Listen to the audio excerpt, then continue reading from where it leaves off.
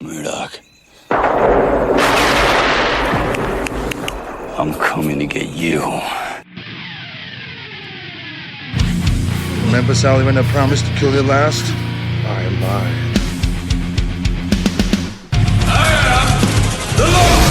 Get off my plane.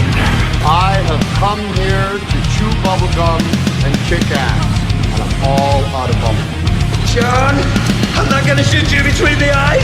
I'm gonna shoot you between the balls. The disease. And I'm the cure. I'm gonna take you to the bank, Senator Trent. There can be only one. Dead or alive, you are coming with me. Yippee-ki-yay. I'm going to kill them all, sir. What's going on, everybody, and welcome to a brand new year and a brand new episode of Gimme Back My Action Movies, the podcast. I am one of your hosts, Charlie. With me, as always, is Pete. Say hello to people, Pete. Happy birthday to you. Happy birthday to you, Johnny. Yeah, I almost forgot. Happy We'll get into that in a minute. birthday, He's about to take his shirt off. Johnny. And see, our he's I stuck. can't do it. I got headphones on. That's fine. That's fine. Mickey, save us. We got Mickey from B Action over here with us tonight. What's going on, brother? Not a whole lot, man. This is exciting. Happy to be on the main show. He's I made on it, the Mom. Woo! So yeah, shit, a lot has been happening lately. I guess we should just go ahead and address all this now. It's a new year. It's not a new year for us right now, so we're trying to make sure we remember this. Pete's singing happy birthday because it's my birthday month.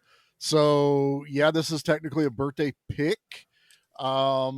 It's the first action movie we've done in 3 fucking months. That's crazy. We got B Action. I think that's what it is. Like me and Mickey do the back yeah. my action. Oh, okay. Yeah, give it back. You've had it for too long. We've got an overdue fee. Yeah, we had a whole month of horror. Then we took 2 months off, just to kind of recharge our batteries. And so, yeah, we're going to kick off the new year. Even though it's mid-December, it's totally fine. Don't worry about that. It's fine. This is how I can get a semi-sober Pete. Because if we try to record during New Year's, it's impossible. Good luck with that. Carnosaur all over again. 2 years later, still going to keep bringing that one up. Yeah, So I deserve it. I deserve that.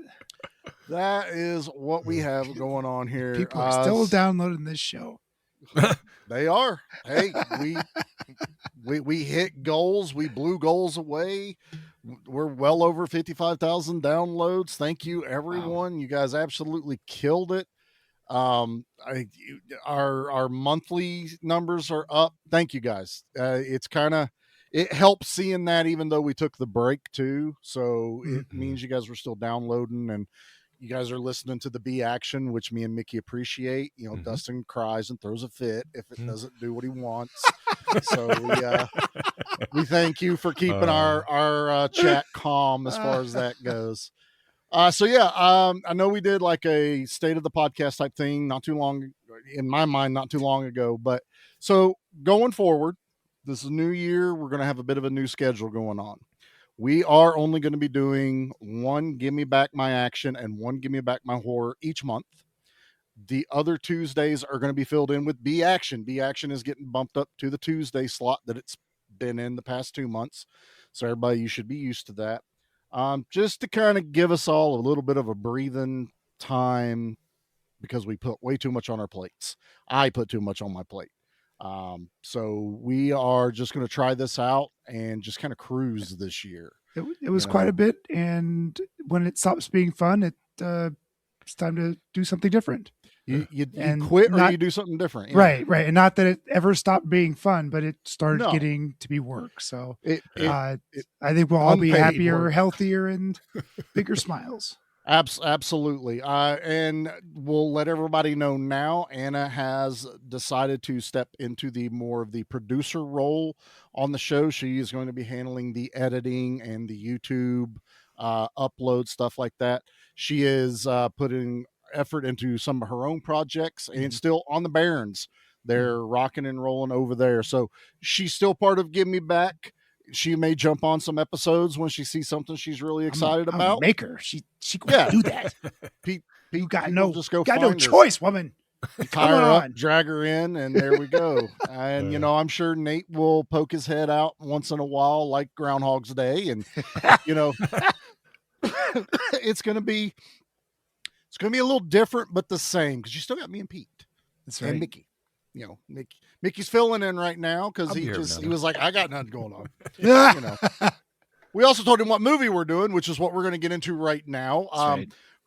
This is my birthday pick, even though I'm going to just go ahead and tell you right now, this isn't like a near and dear to my heart birthday pick. I love this movie, but I've had this one on my docket since November because it's cold still. So ice. Yeah. Hockey season was supposed to be starting right about the time I was going to pick this. So hockey is still a thing going on. True. I really wanted a Van Damme movie. So far, you're checking all the boxes. Yeah. We normally for Christmas cover a Die Hard movie, but we've gone through all the Christmas ones.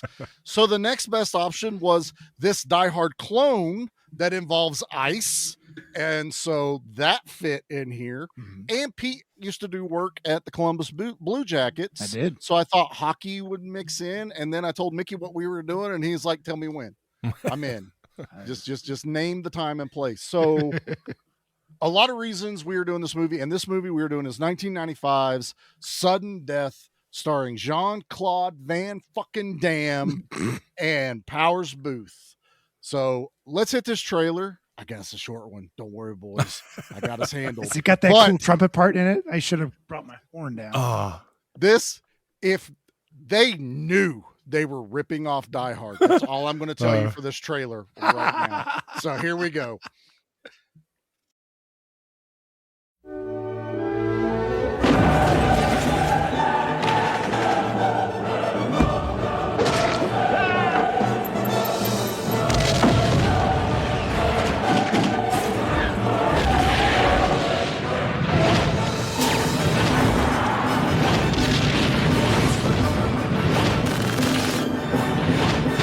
Sudden death.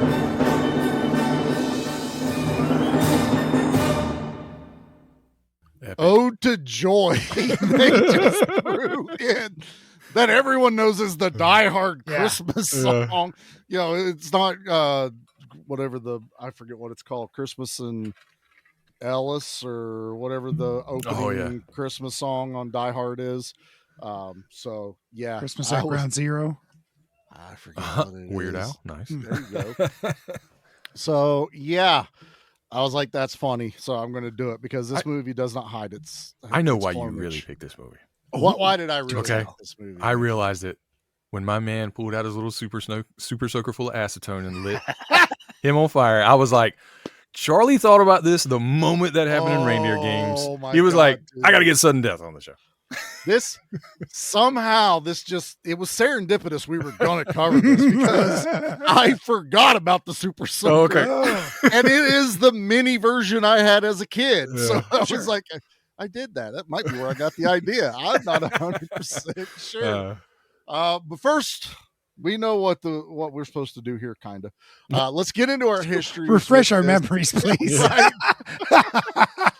I'll be nice. Mickey, let's start with you, brother. What's your history with Sudden Death? This was definitely a rental from my dad. If it had Jean-Claude Van Damme in it, we were going to watch it. You know, if it had Steven Seagal in it, we were going to watch it. So, you know, as soon as it hit VHS, we went down to our little convenience store, mom and pop's convenience store that rented videos out the back and picked it up. And we loved it because I was a big fan at that point too. You know what I mean? We're kind of starting to go over the hill now with Jean-Claude Van Damme. Like this is kind of where it starts to go down, downwards, and in terms of like interest, I guess, because nobody was paying attention anymore. This was the height, though, man. Like 3 or 4 movies that were like, I ain't gonna say they were box office successes or anything, but they were popular, right? People knew who he was. Popular Van Damme movies, yeah. They wanted to go rent the movie. They definitely wanted to go rent the movie when it came out. They might not have gone to the theater, but we were like that too. So yeah, loved Sudden Death. it was a great movie. I remember watching it a couple of times that weekend that we rented it. It was really good, and yeah, it's awesome. Yeah, I think right after this was The Quest, Maximum Risk, Double Team, yeah, Knock Off, Legionnaire, and then Universal Soldier: The Return. Yeah, it was kind of a downward. We're done now. Yeah, that was when they put a lot of effort in, and then it just didn't quite. I like The Return. Yeah. I don't. Of course you did. I love Michael Jai White, Goldberg. It had everything I wanted. Just it wasn't a Universal Soldier by the end of the movie. Pete, well, I kind of know what the answer is anyway, but what's your history with? This is not my kind of movie. What, sir? It's hockey. I did not know this was not on my radar. I remember the poster because it was everywhere. I mean, this was heavily promoted from what I remember in 95, was it? 95, yeah, 94, 95, okay, somewhere around 94, there. something like that. I do remember seeing the poster. It was not on my list to go see, and this was a first time watch for me. And it took me a full, what was it, Charlie? 35 minutes before I went, fuck, this is a Die Hard ripoff. He's in the chat just like tearing this thing apart. Like, what am I? And then all of a sudden he goes, "Oh, this is Die Hard." And I'm waiting. There you go. He gets it now. Like, just wait. I didn't want to just tell him what it was. I wanted him to get there. Well, in the past, I haven't told you about some of the movies that I've picked as far as what to expect. Right. And you have had bad experiences with them and have said on this podcast where you had wished that I had said this is what to expect. And had you said this is a Die Hard ripoff, I may have come in with a different at a different angle. I mean, possibly, but it was a Van Damme movie. I don't know what angle you could have come into this. Honestly, I'd be surprised if you're not going to be complaining about something that we'll talk about here shortly with this movie. Maybe I'm not going to complain about anything. I'm just saying. Maybe not. I'm just saying that this is a first time watch for me. There you go. That's totally fair. Totally fair. This is the first time watch for Charlie too. I'm pretty sure. Yeah, I've never seen it before. I don't own the 4K version from the 4K, the VHS, the laser disc. You've got the NECA Van Damme and if NECA had made a Van Damme, like a Van Damme from all his movies, while they probably all look the same but different clothes, I would have bought them all. You know what I mean? I'm telling you, if I could afford that fucking Bloodsport diorama of him doing the kick and Bolo Young falling backwards that is all over my Instagram and TikTok, I would buy it in a heartbeat because it is gorgeous. I want it. But you could pretty much take Mickey's experience and copy paste with mine.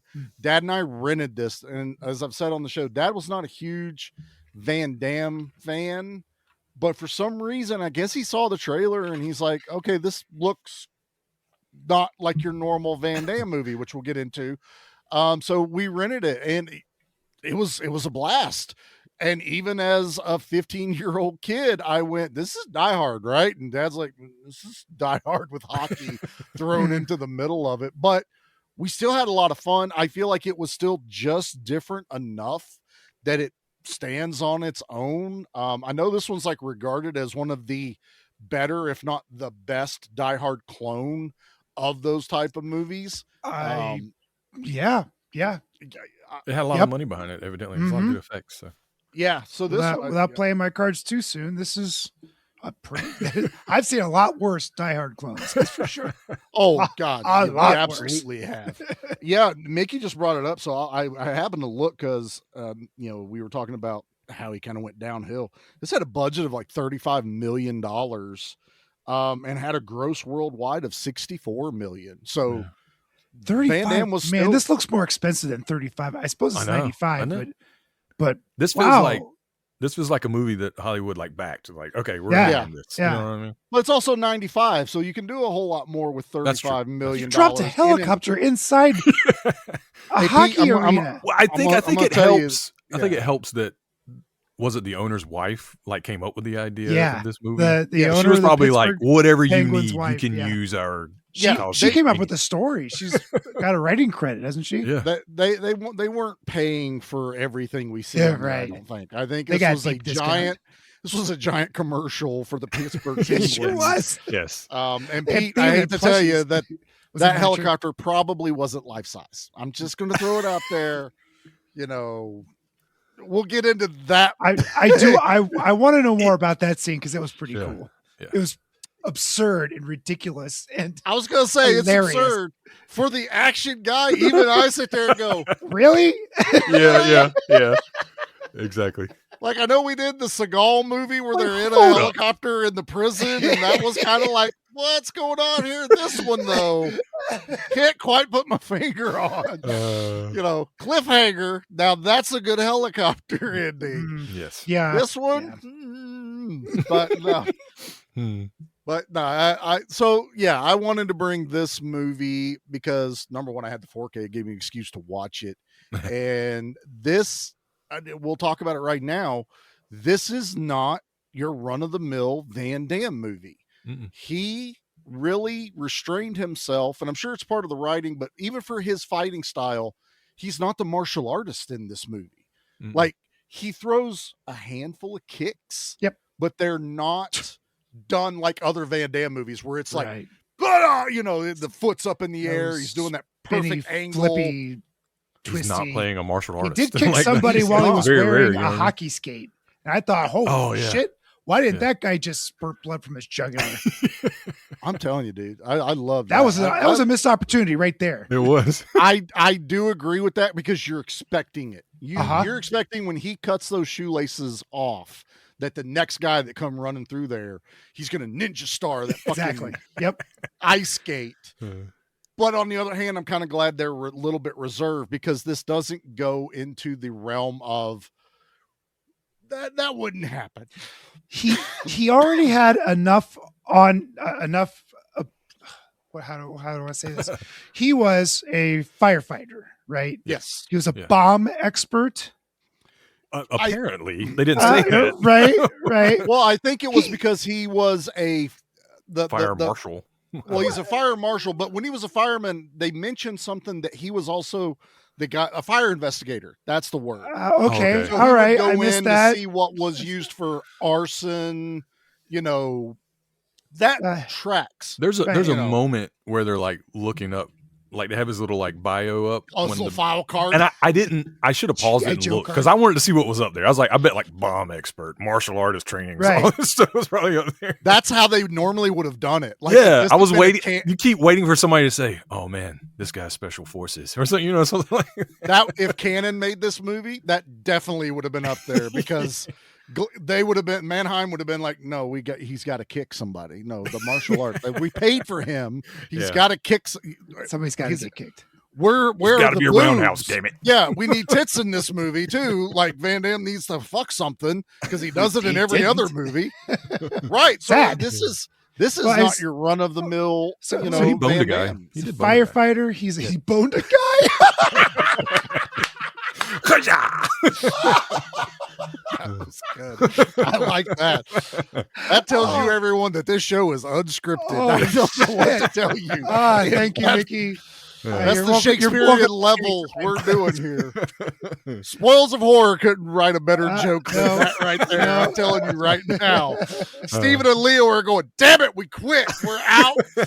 We're hanging it up. We can't do any better than Mickey's. He boned a guy.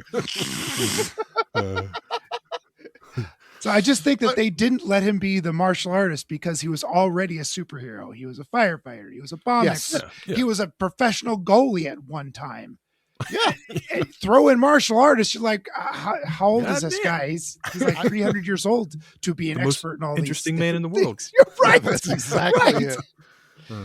I don't know. I've known some guys that are like that were in their 30s and they're like, yeah, I've worked here. I do too. Here. I'm like, did you get bored or did you suck at all those things? That's what I want to know. A little column A, a little column B. Bit of both. And this fits if you're going to take, because to me, Van Damme's on the Mount Rushmore. So you had your Arnold's, your Sylvester's, your Chuck Norris's and stuff like that. Van Damme actually kind of fit into this, like what we've talked about on here, the everyman role. He's just your Joe Schmo.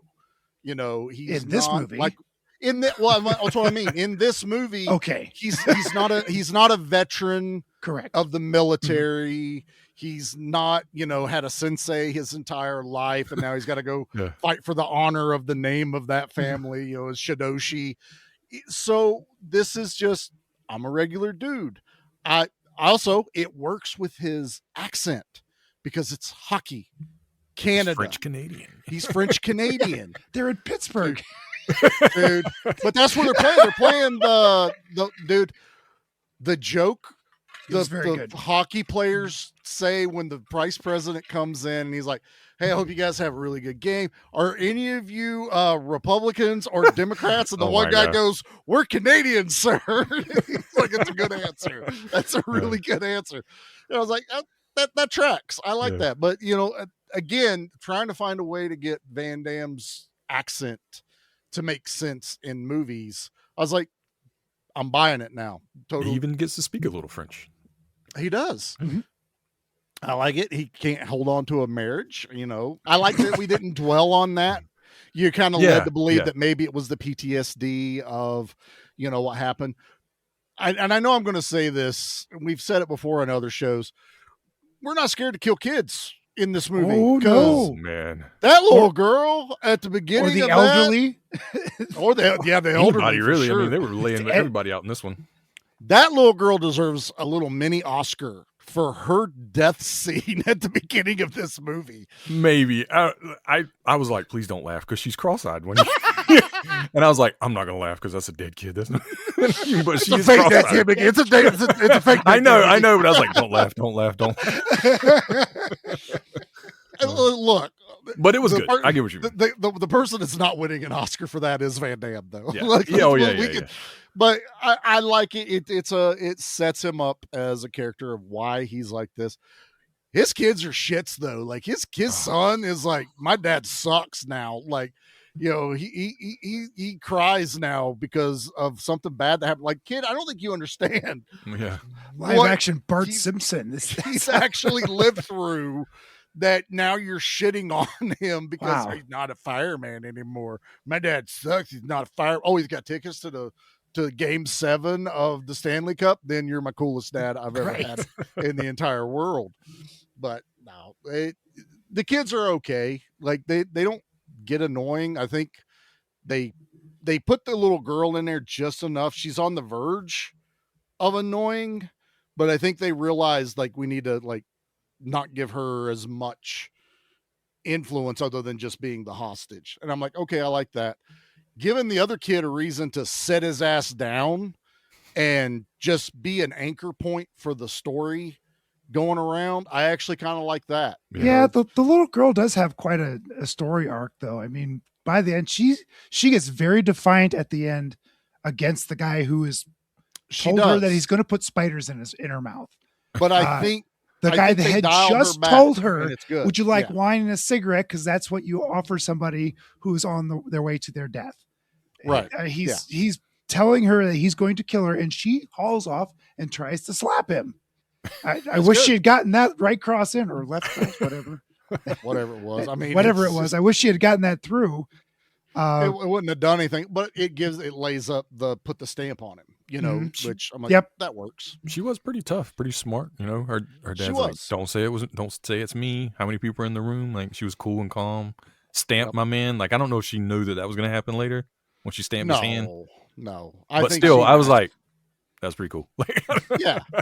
I'm not saying that I don't like her. I'm just saying if there'd have been too much of her, I could see her getting to be more on the annoying range of stuff. The boy too, because he's already pissing me off. Mushed that little dude. Squirts your sister. Stop being mean. Dumps her drink on. Look, I was a big brother. Okay, like I kind of get both sides of the aisle on this. It's fun to make them squeal, but then you're gonna get in trouble. It's fine. So being a diehard clone, you've also got to have a really, really good villain. I like Powers Booth, man. Very good. This guy from Tombstone. Was it Extreme Prejudice? Extreme Prejudice. Walter Hill movie. Pete needs to be on B Action this, soon. It's going to have to be B Action, because as much as I think I want Pete to watch it, he hates movies that's nothing but guns, and that movie is So nothing boring. but fucking guns. So boring. It's got a cool story to it, but their response to everything is shoot it, and shoot it a lot.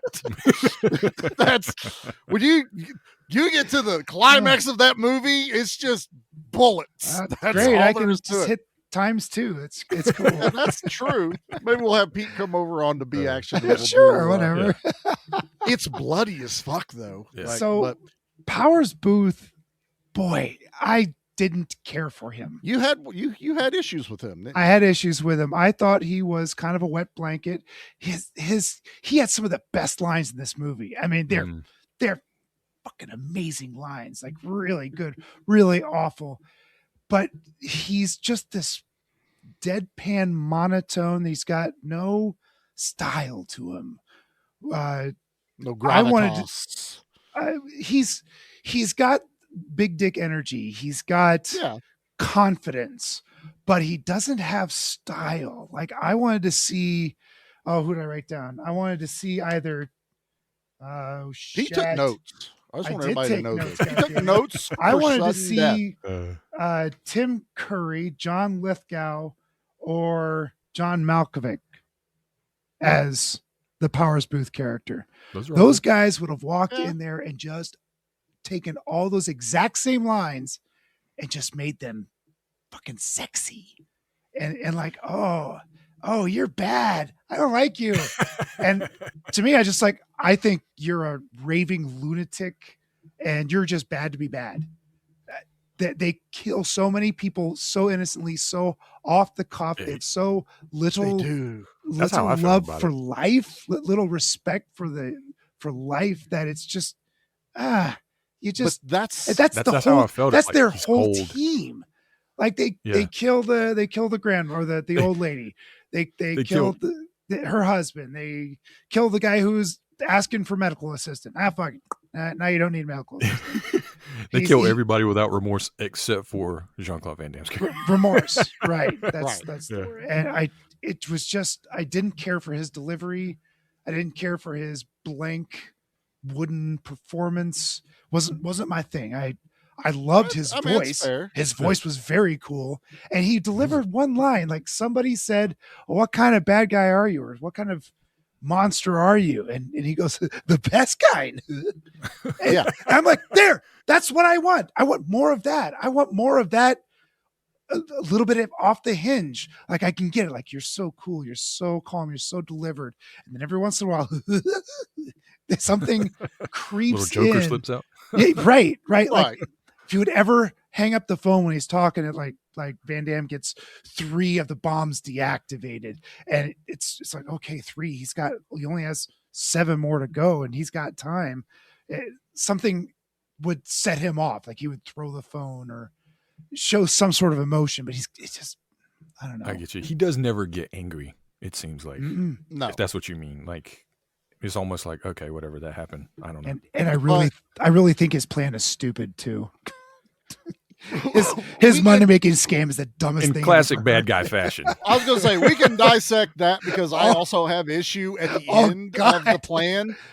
But I think one thing you got to remember is this is such a diehard. Fuck it. It's such a diehard ripoff. Oh yeah. They're 100%. trying to have their Hans Gruber, who was controlled, monotone speaking. I mean, it's Alan Rickman, but he had style. Yeah, Alan Rickman had style, but I feel like they tried to shoehorn in it because they tried to do the, I have a $6,000 watch and all this other stuff. But I don't know. I liked him as this because I love the coldness of my villains. I want to hate my villains. I love Al Leong in Die Hard. I hate every henchman in this movie because they will just dead. If you're even slightly a nuisance, dead. Will you tell that cow to quit crying? Mm-hmm. Boom, she dies. God, he said that. I went, oh shit.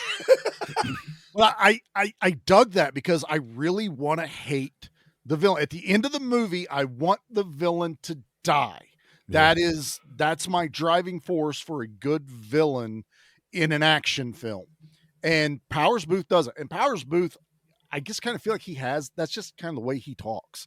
That's his like acting style. He's that Fair. very calm, Mhm. smooth talking, but he's cold about it. Malkovich would have been like that. You're waiting for him to snap. And I don't think that works because then that adds a little too much chaos to a perfectly orchestrated plan that is going on. Like, I love in this movie though that like everything is for a reason. You're sitting there as you're watching it and you're like, oh, that makes sense why they did that, because now that like having a guy on the outside killing the woman. Yeah. Any other action movie, you would have never saw that guy again, or Cannon would have magically put him inside of the ice rink and he would have died. And you're like, how did he get into the fully locked down rink? But making him the outside eyes and giving him a fucking rocket launcher to take shit, I'm like, I'm in. They gave him a rocket launcher. I was love pretty it. cool. Yep. And having someone that's in the mascot, and it's the really tall she bitch running around out there. She gave as much as she took. Holy moly. Wow. She is awesome. And Pete, that's another thing I went for. This movie kind of has a kaiju fight. Van Damme fighting a giant. It's hilarious. Big person in that outfit, man. Just watching him struggle, it was almost cartoonish at times. I was like, this is hilarious. But think about it, though. You would struggle to hurt someone in a mascot outfit. Oh, yeah. A ton of fluff. Take a swing at that mascot head, you're hitting. It's in a kitchen, so it's like, it's total suspenseful, though. Like, you're in a kitchen, there's knives and a fryer and all this. Like, somebody's going to get it. There's patty. It was beautiful. Oh, man. Yeah. Oh, I love the kitchen. So that was something else that I'm watching it today. Pete was in the chat bitching about the kitchen fight because he's like, "Oh, this meat slicer and there's still meat on it. It's Why disgusting." would they do that? They released all of the kitchen people, so they would have cleaned everything up. I'm calling the health department. Nope. Now this is what I was prepared for, Pete. They planned this out so that they could have the kitchen not pristine. There's only one thing I can't account for, but if you listen to, I think it's Hallmark at the first time, the cop, the Secret Service guy on the take. Yeah. So he walks in and he tells Andrew, the chef, he goes, "This is what's going to happen. No one's going to get past you." He goes, "As soon as you take the food up to the box, your people are going to leave. Yes. They're going to leave." So when the bad guys come in, he gets off the phone with the guy that has his wife kidnapped. You hear the Secret Service guys as the elevator closes. "All right, everyone out. Andrew will clean up your stations when he is done." They literally, regardless of what it looked like, you are out of here. So they could leave all that. The only one I was calling bullshit on with you, Pete, is leaving the fries in the fucking fryer. Leaving the fries in the fryer. You want to start a fire in the kitchen? That's a real good way. Now, they also prepped way too much fucking food so that they could slide Van Damme across that, and then it all lands on the grill. So it's like fresh grilled steak. Wild West style. He just it's so good. Pushes him down this long table. It was wonderful. But because it's a big girl, I mean, she's like China level, Bridget Nielsen level size. So I'm believing that she can ragdoll Van Damme all over this kitchen. I'm just like, look, there's other ways to show the fryer is on than like 3 baskets of fries just sitting in there bubbling. But I'm not going to complain because he chucks that chick's hand in that thing and her hand is fucked up, and they keep showing it. Even when she's dead, she's holding on to the strap from the dishwasher, and her it's hand is all gnarly. Fucked up. I was like, nice. I love when there's a little bit of detail added to these things. But Pete, I caught that today, and I was like, yes, I have an answer for why there was still food laying I- everywhere. I heard that, but man, that's It's a stretch. as someone that's worked in a kitchen, it's like I just.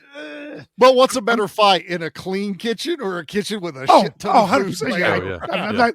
I'm not dinging it too hard on that. I do love the dish.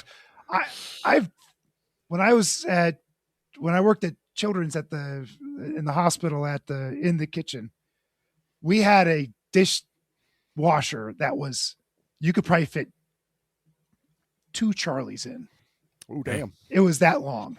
And I know a lot of people who work in smaller kitchens just have this little box and it comes down and cleans everything. But Right. I saw this thing. I'm like, oh, I know what that is. Yeah, that'd do that. And that's some hot water. When Van Damme opens the side of that and tries to reach into it, and he goes, owie, owie, owie. No, yeah, you can't reach the gun inside that was a good there. touch. That was a good touch.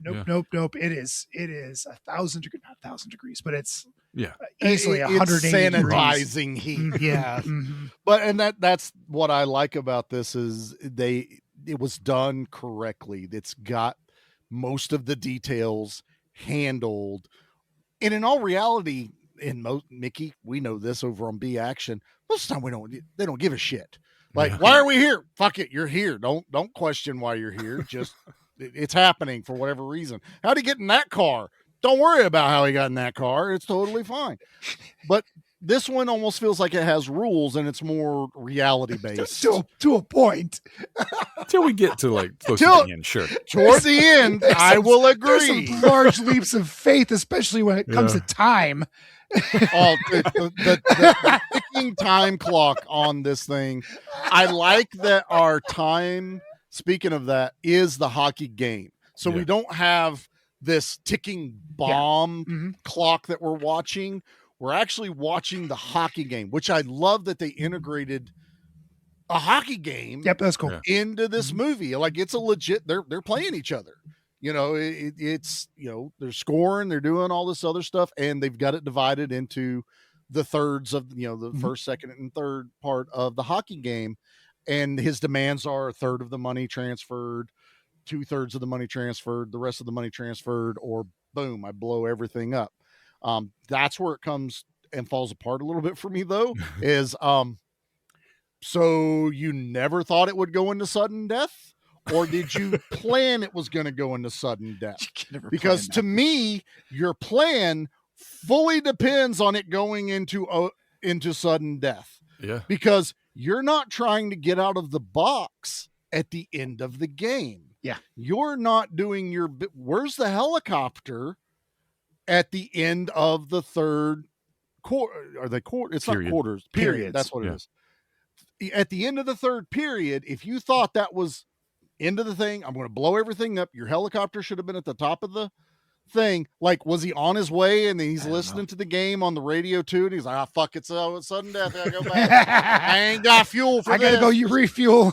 Yeah, I go. Sunoco. Here I go. Call me when it's closer. And that to me is kind of the moment, the plan, that as while everything's like clockwork, just going really good, this is when it's kind of like, yeah, you weren't playing for this. At the end of that third period, technically by your rules, you should have blown everything up, because who cares about the game? Yeah. Boom, you didn't get me my money.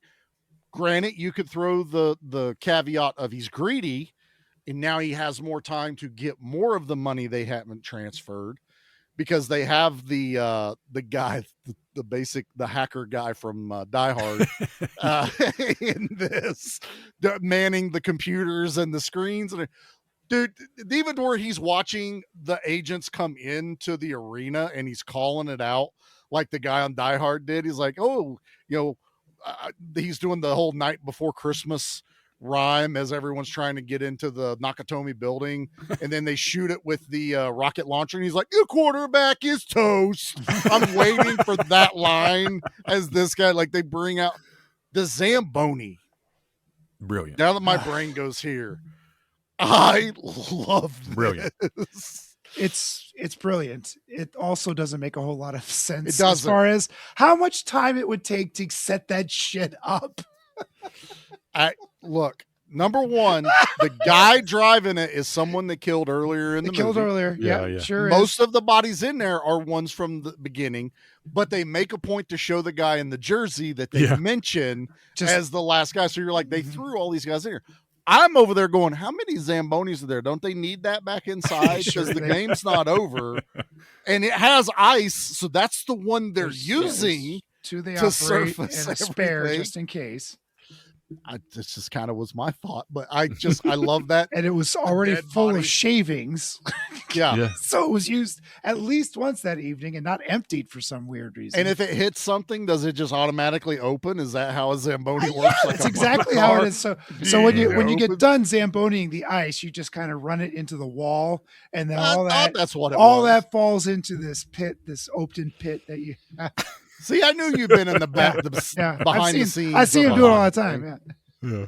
Yeah. I've had the buffet at the hockey. We Have had the ice the ice box where you're on the side of the rink. Oh, my buddy cool. Rob's wife had her husband. That's Rob.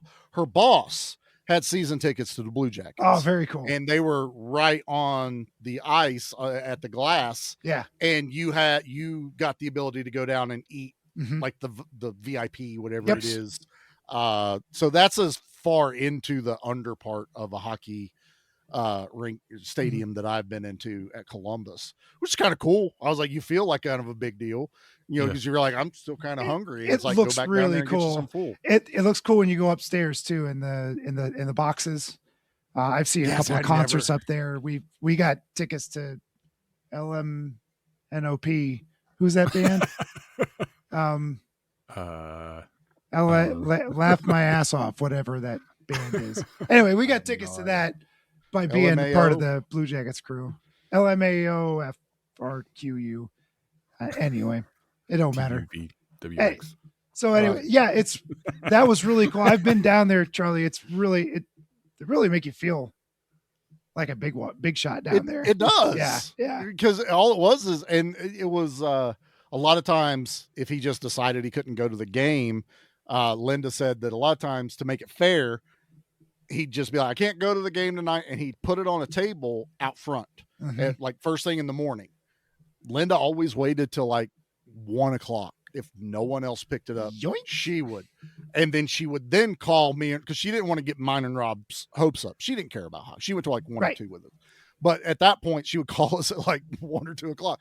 Hey, I got tickets to tonight's game. And we're on a job site. We're like, fuck it. We're done drywalling. Let's go hockey. Gotta wash first. Can't show up to a hockey game looking like this. We don't give a shit. We're going, So I've seen quite a few Blue Jackets games. I don't know everything about hockey, but I enjoyed it. I even got to take my dad to a hockey game. We had the cheaper seats up at the top, but Dad had never been to one at all. So we were able to take him with us and just kind of have a guys' night watching hockey. And it was, even though it was like up in the top area, you could still, we're like on the end of the oval. You could fucking see everything. Like, I was still like, this is really cool. It's the sport that is infinitely better in person than it is on TV. Agreed, dude. I can watch football and baseball and basketball all on TV. No big deal. I enjoy it both ways, but hockey, man, that's got to be in person. It's not the same. My only caveat to that is I do like watching it on TV because they'll put a little marker on the puck, so I know where the fuck that damn thing is. You can go to hell. That's bullshit. But when you're live, Fox you're like, back in the day. Where the fuck is this thing? What do they do? You gotta learn. You gotta watch, man. Yeah, you think the joke about tennis, everyone doing this, hockey's like, shit, hits the glass right where you're at. And you're like stuck in the damn thing. And I was even there for a couple of the hat tricks. Got to throw my hat. Oh, nice. And it was the Blue Jackets used to have the big bin in plexiglass out front, and that's where when they collected the hats, they would fill up this bin. I forget. I think there was like something like if they filled it up, they donated something or another. I can't remember exactly. There was a charity thing going on. Yeah, they always a charity. So it was always kind of cool because we would you throw your hat in, and then I think we went to one that was only a couple days later, and I could see my hat. And I was like, "That's my hat." I was like, "That actually cost Nice. $20." Nice. I need it. No, I can't get it back. Okay, that's fine. $20. It's just cool to be part of. I got to participate in a lot of the promotions in between commercials where you'd go up all the way up to the rafters and you'd throw these parachute people down. Yes. That was cool. Being like they had a really nice shot in this movie where Hallmark and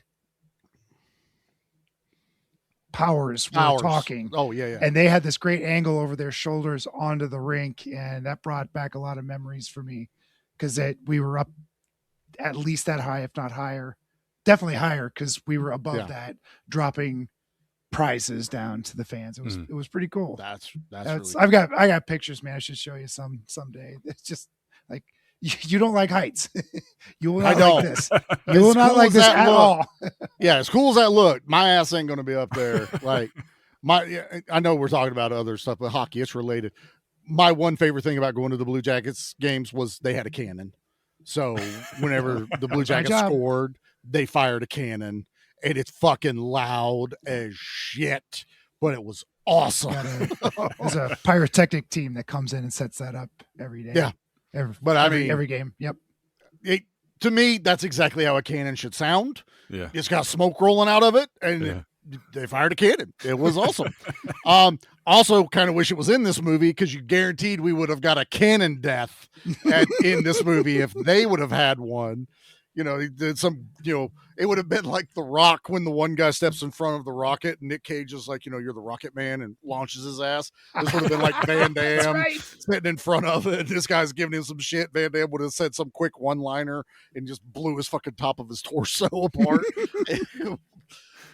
I'd also like that they do keep a lot of the suspense going without interfering with the game.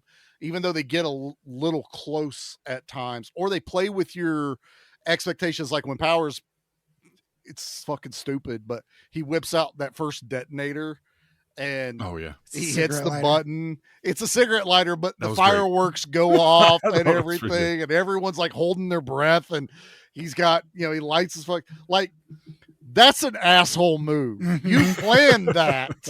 You knew what you were going to do to fuck with everyone. You got on Etsy and had that custom made. He's talking to his bomb guy. Okay, cool. You build whatever detonator we need, but I also need a Zippo that looks like list. A detonator. It's like, are you seriously going to light a cigarette with this? And he's like, yes. Damn right. Why the hell? Look, you're not going to be there. You're not going to understand it. Just build it. Everyone, all the other henchmen, gonna lose their shit. They're gonna love it. It's gonna be hilarious. Everyone else is gonna piss their pants. Perfect. It's awesome. All right, I think it's time for us to hit a commercial break. We'll regroup here a little bit, and we'll get right back at it. You want a war? Well, you got it right after this.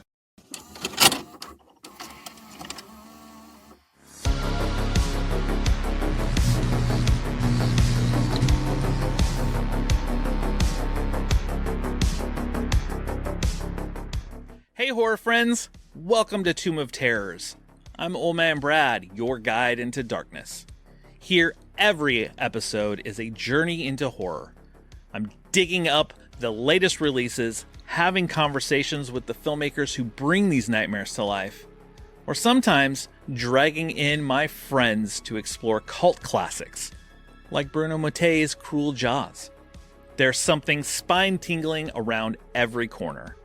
So whether you love a bloody Italian slasher, a chilling ghost story, or those hidden treasures scattered throughout Tubi, this tomb has something for every horror fan. Just dim the lights, cozy up in a blanket, and step inside. If you dare. I didn't come here to talk. Lucky for you, they did. It's a familiar voice. You're on every action episode. That's right. You know that, right? That's just kind of how that works.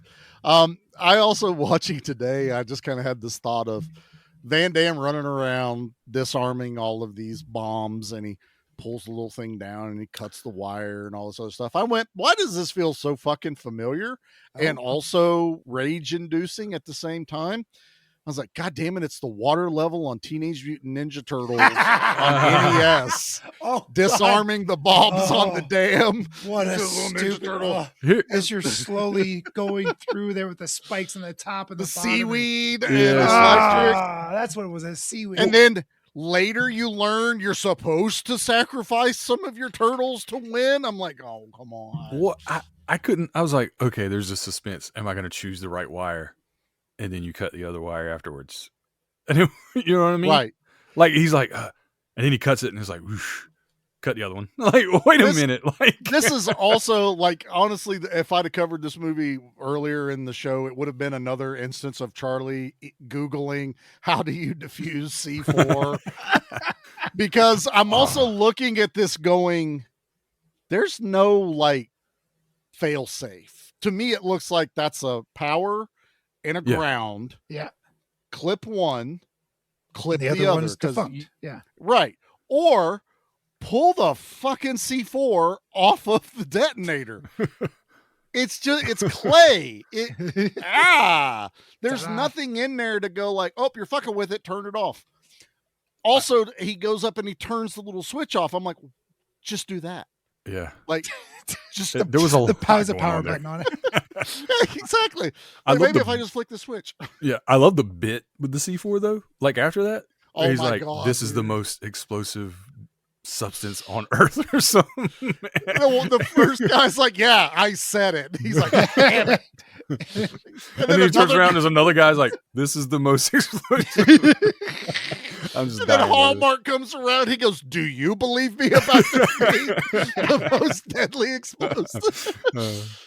I remember watching this the first time. Speaking of Hallmark, caught me off guard that he was the bad guy. He was the inside man on this. That's using the Die Hard thing against you, right? Where he's got the black cop on the outside. This is helping Right? him. Yeah. Al. Nope. Out there. Yeah. Yeah. Now it's like this guy's an insider. He's a double agent. Oh no, you know what I mean? God damn it! I just realized something. What? This movie doesn't have Christmas, but it's got Hallmark in it. It's true. Is that why they named him that? So they have that little bit of Christmas Probably in this non-Christmas movie. Pete, so this was the first time you watched this. What was your thought about the Hallmark thing? Like finding out that he was, a traitor. It was a surprise. I wasn't prepared for that. He was genuinely looking through the whole movie so far. It looks like he was actually working against powers. It looked like he was making, and it did through the whole movie. I'm making fun of the agents because they are literally bumbling their way through everything. Yeah, it's embarrassing how badly they're doing. And this Hallmark guy is leading them. Once he makes the switch, once the twist is revealed, you think, I wonder if he's doing that on purpose. So what I noticed with the benefit me and Mickey had of seeing this movie a few times ahead of it, now when I watch it, I see everything he's doing to sabotage his own plans. Like he's making the wrong calls as far as sending guys in, having a helicopter flying above. Like he's helping reinforce Powers Booth's character. Mm-hmm. He has a name in this movie, but they never fucking say it. So Powers? Yeah, Powers Booth. It's on IMDb, I think. He has an actual like character name, but in the movie it's never said. Joshua Foss, Foss. I'm like, you could have put a John fucking Smith. Like, I don't know. Yeah. Like why they did that. But back to the point is now having known what the twist is, you see him just kind of sabotaging his own crew and all this other stuff. And then finding out that Powers Booth is a Secret Service agent, but he works on the counterfeits, which was another great line. He goes, "The money's fantastic. You just can't spend any of it." I was like, damn, that was a good line right there too.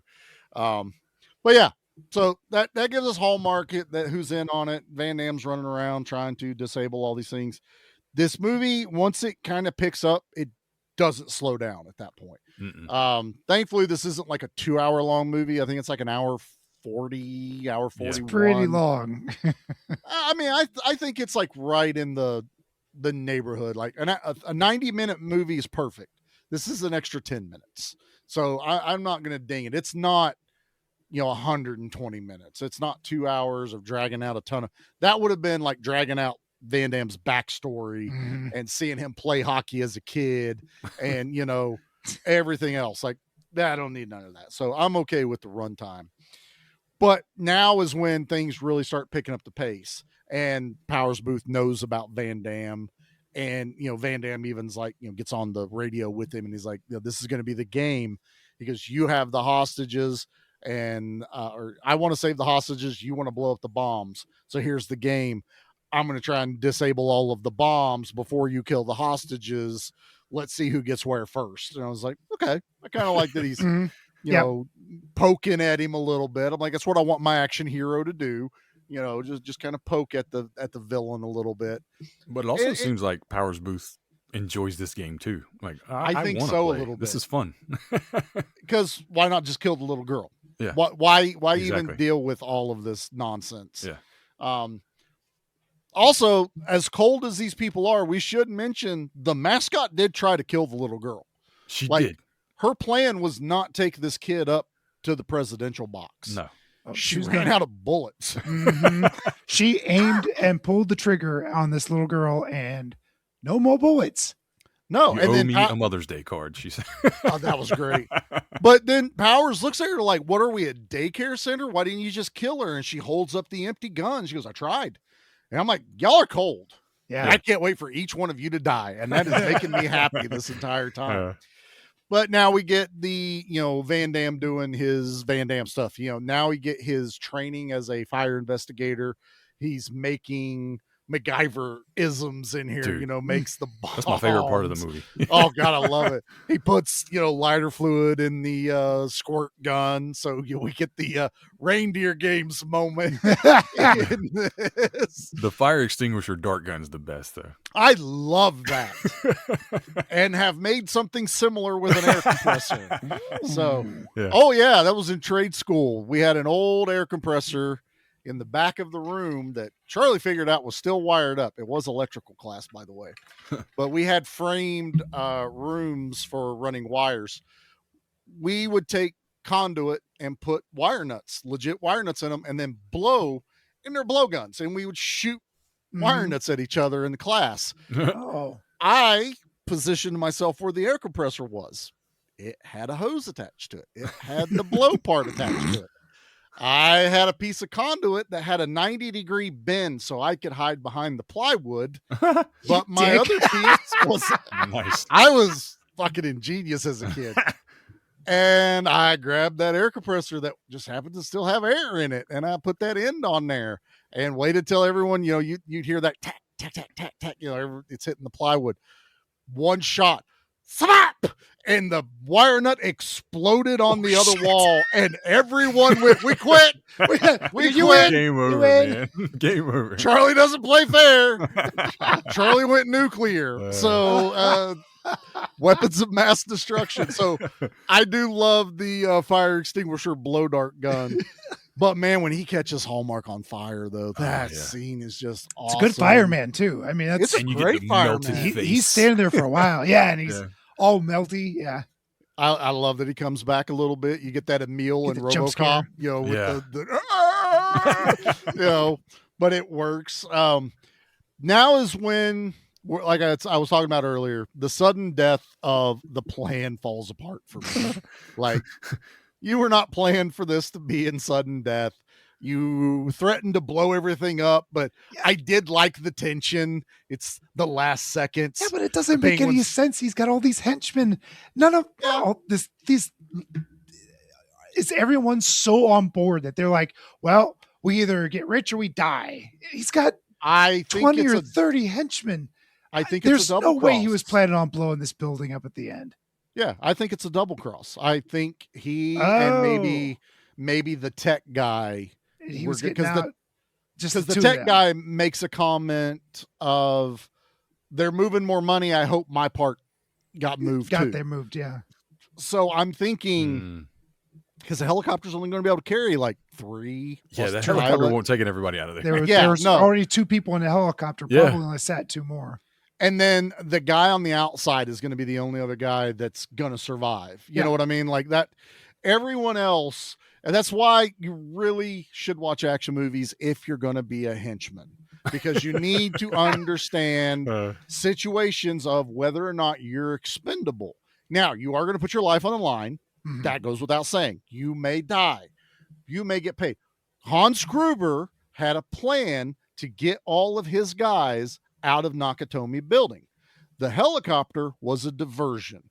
Blow up the helicopter with the hostages on it. They'll be sorting through all the ashes while we're in the Bahamas collecting 10%. Mhm. Because they had the van at the end that the other guy was driving to get out that would have fit everyone. Everyone still alive would have gotten out. So Hans was going to save all his dudes. Powers, 1 or 2 guys. I'm thinking it was the big chick in the mascot, because you got to have her. And the hacker guy was the original plan. Then she died, and he's like, well, that's less split, and I don't have to marry her like I promised. He's got that big, that big mommy fetish that's going on right now. He just didn't want to let everybody He's know got that. the furry fetish going on too. That they were taking the suit with them. You damn right they were. Yeah, that was the penguin. I wondered why she got so pissed when you stuck her head in the exhaust fan and chopped off part of the that was cool too. She got bloody on that one too. She did. He finally got her. Those industrial fans ain't nothing to fuck with. Don't fuck with that. You don't put your fingers in that shit. But no, you get the Van Damme running around. He climbed, the only way he can get into the president's box, he climbs the roof of the dome, which is kind of cool, but also like that seems completely impractical for what you're getting ready to do. Climbs down, fights a guy falls into the, center marquee, score thing with the lights, Jumbotron. What was the plan behind opening the roof? It's June. Was it just to do it? Because it's the fireworks. That's I'm saying for him, because he hot wired it open, right? I think he opened it. What? Yeah, he did, didn't he? Why? What was the plan there? Was he just? You know what?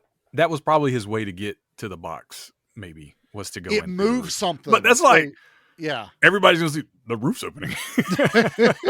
Well, there's nothing sneaky about it. I did like though that they make the point. This is now sudden death, and everyone is focused on the game because that one guy's hanging from the light for a while.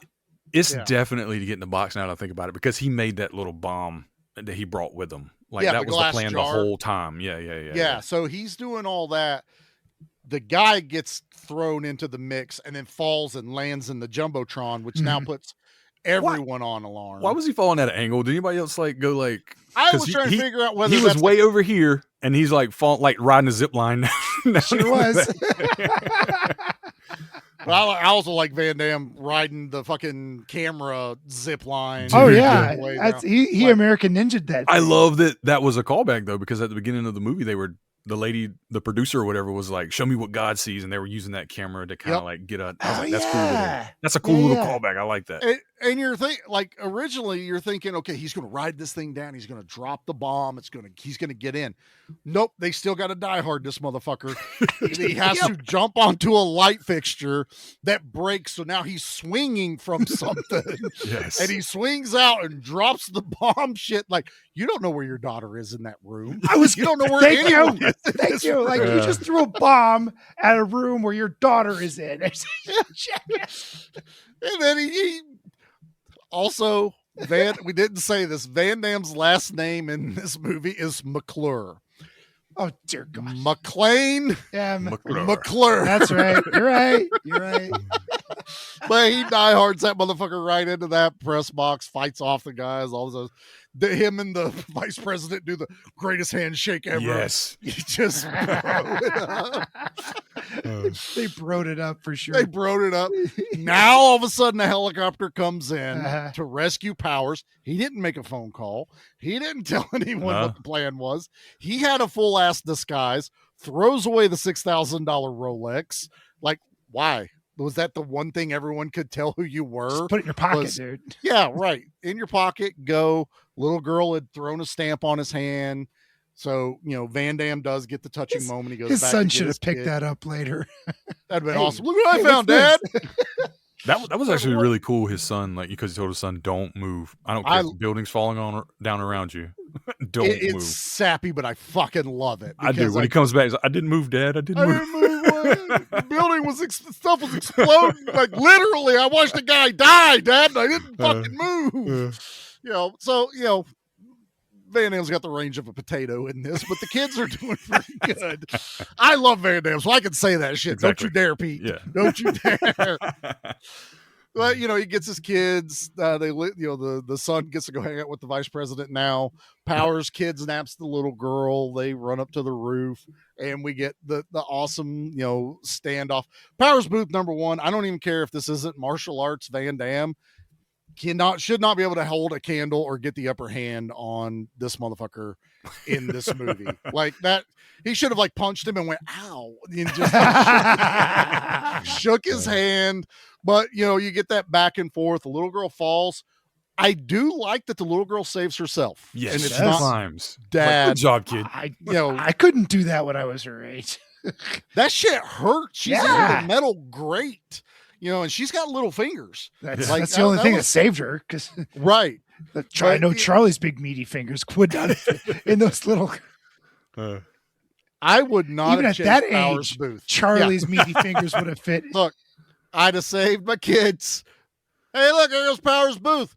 Get him. He just not ran. Like he went that way. I'm done. I did. I Ninja Turtled the bombs. I've already jumped off the roof. I ain't going back.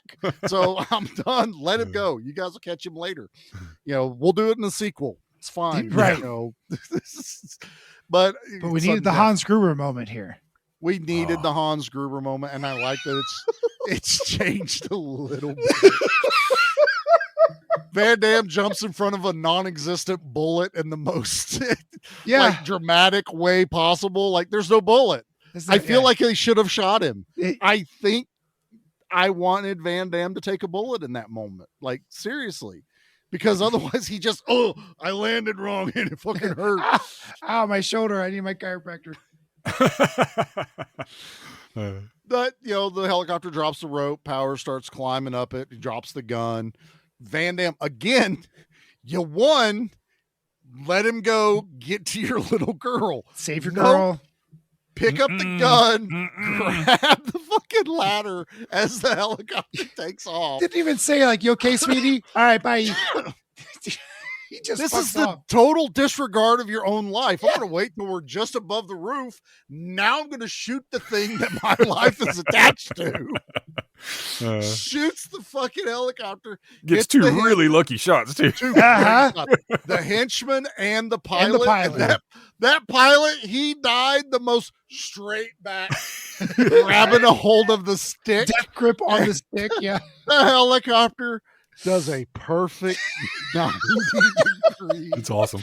Parallel turn. And this is when Charlie just goes, fuck. Van Damme falls onto the roof and this thing goes perfectly straight, slowly tail down. first, slowly. How is it going slow? There's no lift. It would go sideways. It would go this way. Those blades would be hitting everything on the way down. The little girl is dead now. Yeah. Because the rotors hit her. Yep. Van Damme would be dead because the rotor was facing him. It would have. Also, I swear the helicopter turns side to side depending on the way the camera wants to film it. Yeah. Because part of it is it's going one way, then it fits the slot, and it doesn't fit the slot. And it just falls down. Powers, I can't say what I would do in a situation, but for some reason thought he could get to the stick and fix it for whatever God reason. No. And now you get to watch him through the windshield of the helicopter fall to the ice, a la Hans Gruber's face falling from the building. Now you got Powers Booth falling, and it just crunch, crunch, crunch. Boom! That flame would have went up out of the roof. I don't care. Little girl is dead again. Van Damme has no hair left. And that's sudden death, man. Sure is. Oh, that was fun. Let's get into the things. What button do I push again? There it is. Yeah. Leave anything for us? Just bodies. Body count. Body count. Body count. Body count. Oh, this one doesn't disappoint, fellas. No. 36. Nice. 36 That's all right. people. Yeah. I think it's in cold, brutal fashion. Very Yeah. respectable number. it's a lot of Secret Service agents. It's a lot of henchmen. All the henchmen are by Van Damme, so he's got a good body count going on here. You know, this movie does not lack violence whatsoever. I like that. Like it's not overly bloody, but it works. They're like clean shots. Like it's just a red dot. You know what I mean? There's not or burnt or something like that. Yeah. So, you know, they are creative though. And that leads into the next bit. Have you ever killed anyone? Yeah, but they were all bad. I actually think this is difficult. I really do. Oh, so okay. I'm going to start with Pete. Pete, right. What's your favorite kill of sudden death? I'm going to channel our friend Anna and go with the dish tank death. Nice. Nice. Because I'm sure she's wanted to put some coworkers in the dish tank for good. when they cross her this the wrong way, she's like, to the dish tank with you. Tell me you haven't been washing the dishes, you're done, and then some asshole brings more over that needs to be washed. Well, just lean over a little bit. No, just push it a little bit further. Something stuck right in there somewhere. There. Yeah, though a little further, there. Oops. Hansel and Gretel's him. Yeah. That's exactly. Okay, fair. We'll deal with that. Mickey, what's your favorite kill in sudden death? Dude, I already made the joke. I know you already boned him, man. First of all, you got to be a man to break a bone like that on the table. Yeah. He broke it like you would a broken bottle in a movie. Oh, now it's sharp on one end. He roadhoused it. Rams it right in that dude's throat, man. He's got that drumstick sticking that. It's really cool. It's really cool. It was one of the cleanest chicken or turkey bones I've ever seen, but it wasn't a shred of meat on that thing. No. Somebody loved their chicken. And it was a weak bone because he just said, it's broken now. Jabbed it in that guy's neck. And then he falls. It was brutal. Yes. Yeah. Oh, good. Oh, I guess that leaves me.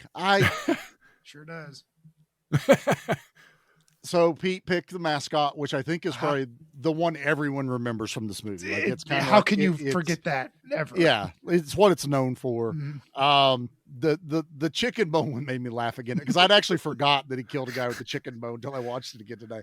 But I think I got to stay on par. That it's when he mini squirt guns Hallmark with a lighter and it's got lighter fluid in it and torches. Like he must have been wearing polyester or something. Yeah, he lit up immediately. It was boom. He is on fire. And then he comes back, you know, and Van Damme has to like finish killing him because there's other guys come. Those other guys that kind of like stick their head around like, I thought I heard something. It must not be nothing. You would smell that motherfucker on fire. That would be a terrible smell. For sure. But yeah, killing Hallmark. I mean, as much as I hate Hallmark in every other instance, let's kill Hallmark in this movie. And I hate myself for waiting that long to realize that was the one Christmas Inn for this Die Hard ripoff. So, all right, let's rate this bad boy.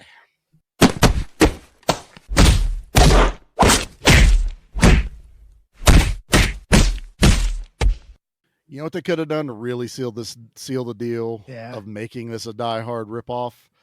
fucking Ali Ong having a bit in this movie. Man, another he's missed gonna be- opportunity. Yeah, he could have just been a hockey fan. You didn't even have to make him a henchman.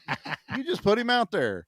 But yeah, if you're gonna go all in, go all in. And you know what? You make him a hockey fan. He's at concessions buying a Snickers because that's what he's eating in Die Hard whenever he's at the concession. Make him the concession guy. That there. Selling Snickers to somebody. I would have totally fixed all of that. So, all right, let's see how many Al Leongs we're gonna. How many times gonna say it? Are we gonna give this movie?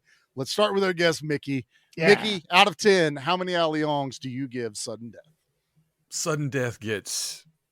This is probably nostalgia and just love of Jean-Claude Van Damme here. That counts. I'm gonna give it 8 Al Leongs. I think it's solid. It's a lot of fun. Like you said, the action, once it starts, man, it goes. And the kills are really cool. The fights are fun. Like, I mean, there's really good quotes and lines in this. We didn't even talk about the hockey announcers. They're hilarious if you like listen to what they're saying. The hacksaw line is he got his hit line. so hard his kids are going to be born dizzy. Yeah. But He's like, the, I don't even the know hacksaw line is his line that he uses Scratch in my hockey back games. with a hacksaw. I was like, that's awesome. Get in the fast lane, grab him. Like the one of bingo those, game is ready to go. I don't even know what to think about right now. He's like, it's a hockey game. You don't have to think. So there was just like too many good things. It is a lot of fun. I don't care how like silly and like unbelievable some of the shit is. It's just so much fun to watch. Like Van Damme playing hockey that we barely even talked about it. Right? In this movie. I love that scene where he plays for the goalie. He's the goalie. Because I'd be saying this, stay down there. 104. Stay down there. Stay down there. I'd be saying the same thing. Please, God, stay down there. Please stay down there. No. The coach yelling at him. I like how he got out of it. I'm just gonna go punch this motherfucker. Just go punch a guy. You're out of the game. Pull me out of here. Smart. It's good. Hell yeah. Run them up, fill them in. That's it. Pete, how many Al Leongs are you giving Sudden Death? There are so many unbelievable parts of this movie, like completely like this just makes the time does not move the same way for people in this movie. But the most unbelievable thing in this film, it's a two-parter. The first part of this two-parter is Jean-Claude Van Damme coming in, playing goalie, and stopping a puck from a professional hockey player in the 7th game of the Stanley Cup Finals. It's like asking you to step in for the pitcher in the World Series. I'm going to pitch to Albert Bell or Frank Thomas. No. It's not going to go well for you. I don't care if you played. I pitched in Little League. I'm not going to get one past Albert Pujols.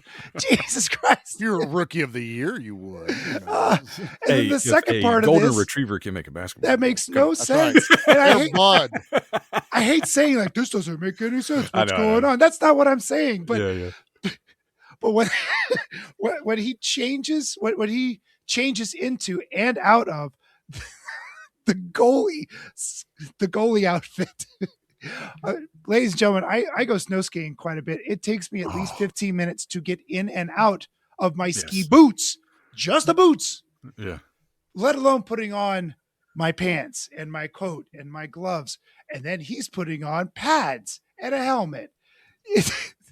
Those mooks that are looking for him at the end when he skates off the ice and he goes into the locker room, it takes him under a minute to get out of that hockey. To be fair, he does cut his laces, which I was like, at least you did that. No, okay, so he got his skates off in less than a minute. Now you got to take off else, his pads. Especially as a goalie. And he's lacing his Doc Martens up as we cut to him before anybody else goes. Not to mention, there's a naked goalie running around in that room somewhere. He undressed the goalie who was taking oxygen because he had 104 degrees temperature. That dude must He have at been least had knocked out underwear cold. on. He was done. Was he wearing black silk underwear, Mickey? Do you think that's what helped Van Damme get in and out of that outfit a little bit better? Maybe. He wasn't wearing a jock. I'd get me out of there fast. Regardless of all the the just jaw-dropping, none of this shit makes a whole lot of sense. Physics does not move the same for this movie as it does in the real world. I still had a good time watching it. It's a 7.5. Oh, hell yeah. I will not seek this movie out again, but if it's on, I'll watch it. I'll watch it. I won't say, get that thing off my TV. No, it's 7.5. It gave me some genuine chuckles. I just a tick too long for me. They could have cut some stuff out, but anyway, 7.5. There you go. You're up, Charlie. Yeah, I'm actually surprised by Pete's score. Like, I kind of hope this would be up his alley because while there's guns in this, it's not a gun-heavy movie, right? And I didn't know how Pete was going to react to it not being a martial art movie either, because at least it is the best of the Die Hard clones, and Die Hard wasn't all just guns. It was it was like cat and mouse, and stuff like that. And this plays up on it. This to me, like Pete was saying, if it's on, that's fantastic. This is like a perfect background movie for me here. I was just thinking that I can throw sudden death on. I'm never worried about what scene it's on. I kind of know where I'm at on it. To me, I think the runtime is just about perfect. It's a hair over the 90 minutes, and that's because they are establishing a little bit more story than a normal, canon 90-minute, 80-minute long movie. So I don't really ding it as hard as that. I think my dings come in that you were doing so fucking good till the end, and now the plan fell apart, and a vertical fucking helicopter just kind of snaps me out of it a little bit. But I'm going to stand with Mickey. I think I'm going to be right at an 8. Nice. This is a fun, enjoyable one. It's not my favorite Van Damme, but it's hard to find a Van Damme movie I don't just enjoy watching. Regardless, he's done some bad ones. Don't get me wrong. Especially now, I think Van Damme, brother, you need to stop. Okay, we don't need the gardener. We don't need any of this other stuff. Just don't. I did like JCVD. That first JCVD was different. That was fun. Yeah, but the gardener was one that released overseas first, and we all got a copy of it, and none of us at the Action Elite wish you could give it back. Yeah, kind of want that time back a little bit, but we have to be nice because Van Damme does actually share our show out once in a while. One of our buddies is actual friends with Van Damme and talks to him regular, so we have to a little shine on it. A little shine. We were like, are we going to cover it? No, but we'll talk about it a little bit. But this movie's fun. I definitely think if you like Die Hard, watch this. And it's not time wasted, at least. So, fun fact, since we're talking so much about Die Hard, and since this is, New Year's, we're past the holidays, I do have something that I wanted to let everybody know that happened over Christmas. My youngest requested to watch Die Hard for the very first time. Liam had not seen it. Matter of fact, Liam had not watched an R-rated movie yet. So that's okay. This was his friend. He's 13. Yeah. And we sat there and we watched it, and I'm telling you, I had just as much fun watching him because it got to the scene where McClane gets on the radio and they're telling him to call 911. And she goes, this line's for emergencies. And he goes, no fucking shit, lady. You think I'm ordering a pizza? And Liam starts quietly laughing and then looks at us to make sure it's okay to laugh because he cussed at it, and we're all laughing, so he's getting into it, and then seeing his eyes light up, with the action and the guns, and he's into it. Mickey knows this because I was kind of streaming this as it was happening. When Carl, the bad guy, the bad German that he fights and chokes out with the chain, comes back at the end, Pete, Liam is the perfect. If you've ever seen the GIF of Joe Rogan at the MMA fight where he's like, Holding everybody back. like that was Liam going, what is that guy's back? What's happening? How is he alive? He was hanging by a chain. He hit his head. How is he alive? Lost his shit, but having a ball the entire time. I tell you that from Anthony watching Die Hard, or not Die Hard, but Delta Force in the wood shop, and me catching him just glued to Chuck Norris, grabbing that rope at the back of the plane, riding the motorcycle, to now Liam experiencing Carl coming back to life and then Al blowing him away, and he doesn't know the tropes. It was fresh to him. And being able to relive that was just, that's my Christmas present. Like, I don't give a fuck about anything else. That was a moment for me. And as we're recording, the next one, this is the middle of December. We are going to let him watch Violent Night before Christmas. Because I think that after seeing Die Hard, and because he loves all these other Christmas movies like Home Alone, now Violent Night is probably going to be, to him, the best movie ever made, because it's going to have all of everything he knows. And now he's in on, when he pulls out the DVD of Die Hard out of the bag, trying to get a weapon, he's going to get the jokes of a lot of the stuff. So I'm looking forward to it. So just thought I'd share that with everybody else. But speaking of which, it's a new year, new podcast. We're ready to go. Next week will be Charlie's birthday pick for B Action. So I get 2 action picks over there. No, Mickey, I don't know what they are. Don't try to pull a Dustin. I do know. We're just not telling you. We record that like the night before because we're maniacs. That's not how we do things here. And then after that will be my birthday pick of Give Me Back My Horror Movie. So I will have a birthday pick. I do know what it is. I haven't told Pete what it is. Nice. Let's just say Nate's not going to join us on it because he's going to fucking hate me. Spiders. It's a spider movie. Close. Kind of not spiders, but his other thing he hates that I do. Fuck it. I'll tell everybody. We're doing Virus with Jamie Lee Curtis. Oh. It's on the ship. I don't think I've seen this. Yeah. It gets hit by an alien ray, and then it turns all the machines alive, but it takes human body parts and mechanical body parts. And Jamie Lee Curtis, and it's Donald Sutherland. Donald Sutherland is the captain of the other ship. So it's not underwater, but it's on the water. Actually, Anna would hate it too. So we're gonna do Virus for my horror pick for my birthday because I fucking enjoy it. I think you're gonna like it. I haven't seen it. Mickey's sitting there going, "What day? What day is? Let's see what's going on. Happy birthday, Charlie." That's what we got going on right now. Pete, anything going on with Good Beer Bad Movie Night? Did you end the podcast before the year? I know there was some issues with the Christmas, so I don't know if we should tell. So we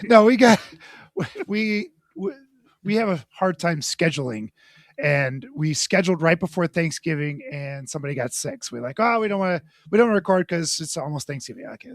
So we're going to record yesterday, and I got sick. So we're trying to squeeze one in, squeeze our holiday one in next week, we hope, but it's not looking good because of the way we schedule and drop episodes. We're already late for the December pick. Just let it out in December.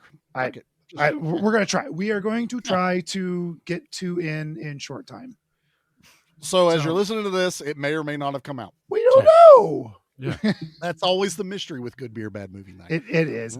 We've been real good. Schrodinger's podcast. Are they still even recording? Is Pete sober? I can almost always answer that question. It's no. No. It's yes tonight. I'm good. Yeah, actually, Pete's been really good tonight. I'm still not feeling well. So alcohol kept me from getting sick. So I don't care what Google says. I didn't get on it top helps. of that. I should. It's a great antiseptic. I think so. It just makes you feel like I don't give a shit if I am sick. I That's feel right. good now. So who cares? So yeah, that's pretty much what we got going on. So make sure you're following all of our other friends and everything. The Barons Hideout, where Anna and Dustin are hanging out with Little D over there. I have no idea what's going on for their New Year's stuff. Flicks and Friends, obviously some new stuff will be coming out. Oh, so. they're top 5 of 2025. Oh, I'm on That's Ian always fun. Parker from Dissect That Film. That's right. So yeah, definitely be checking that out. They do, you do that every year now, right? Yeah. So a lot of fun. I've seen a handful of 2025 movies. So if you Same. watch the Action Elite, look back at action throughout the year, I was like, I've seen this many. Owen had a list. It's his job because he runs the website. But I wasn't alone though. Even J-Man sitting there going, I think I've seen 5 of these. I don't know. Like, we saw the big ones. So that's always good. So all right, everybody. Happy New Year. We're Happy New back. Year. We're recording stuff coming out every Tuesday. No more hiatus. And we will see you guys next week on B Action. We'll talk to y'all later. Bye.